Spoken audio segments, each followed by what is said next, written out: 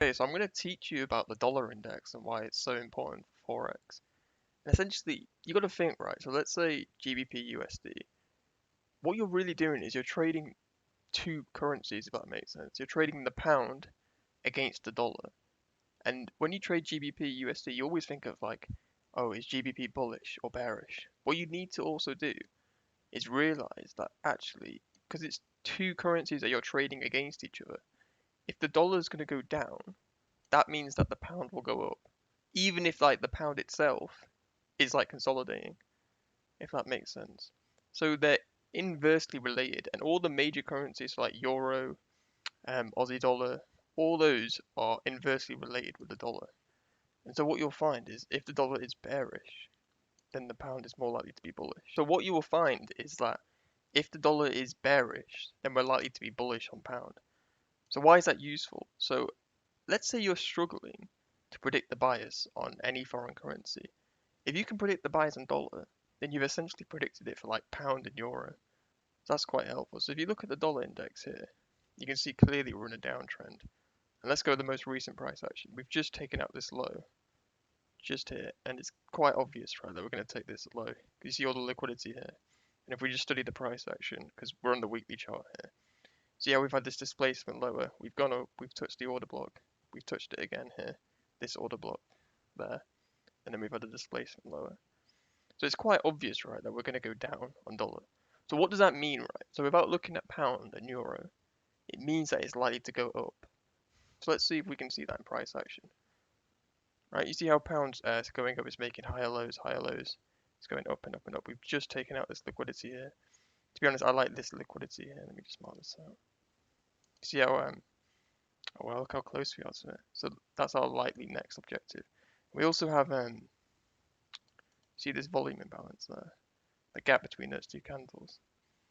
But because dollar is likely to go down, it implies that pound is likely to go up. So let's look at Euro USD as well. Euro USD. See, Euro USD isn't as bullish as pound. Do you remember how with pound we took this high out? With euro we haven't. So what that means, right, is even though the dollar was going down, right, see how dollar was going down, but euro was consolidating. That means the euro itself was weak, right? So if we look at euro GBP, this is the euro against the pound. It should be going down. Oops, this is my trading. Let me remove that. See how we've been going down? That means that the euro is relatively weak and the pound's relatively strong.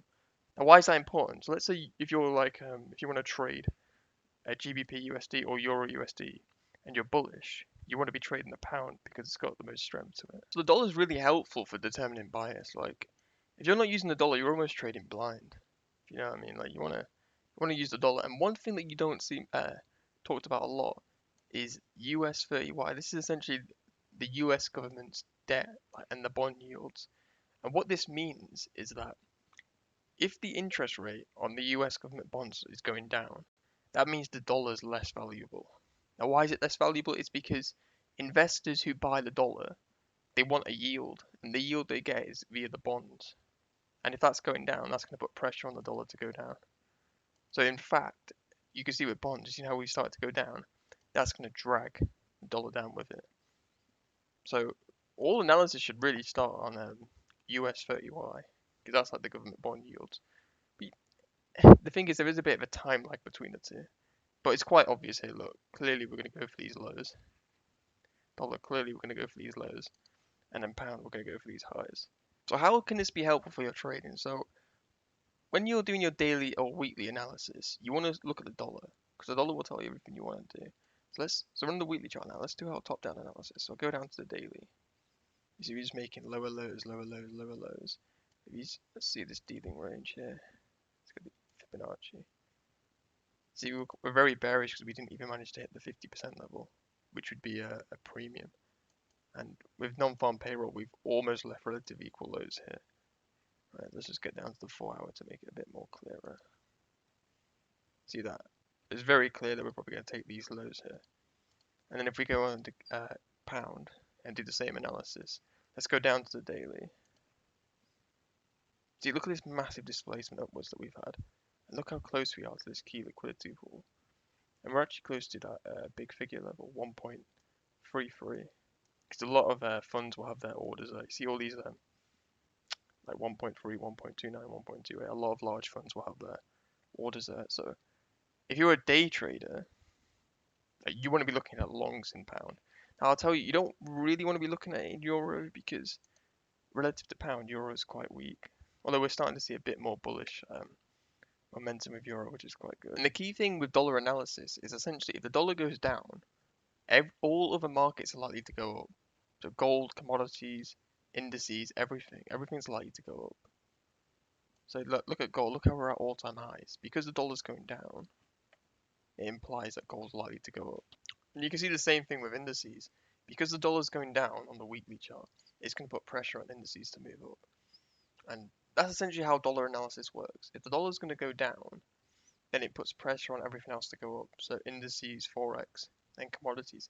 The only caveat to that is, let's say you've got USD CAD. So it's dollar first. What that means is that the dollar is going to be, it means that the pair is going to be more bearish because the dollar's first. So look how we've got these equal lows here. And then on dollar, we've got these equal lows here. We have those lows there. Let's just remove that. So that means that we're likely to go down and take those lows out. So as a trader, why does that matter? All you need to know is that if the dollar is likely to go down, then all foreign currencies are likely to go up. All indices are likely to go up. Gold likely to go up. So yeah, that's how you really use dollar analysis. You don't want to overcomplicate it too much. But for forex traders and for forex pairs like USD CAD and say Euro USD, dollar analysis is absolutely crucial. It's absolutely crucial to profitability.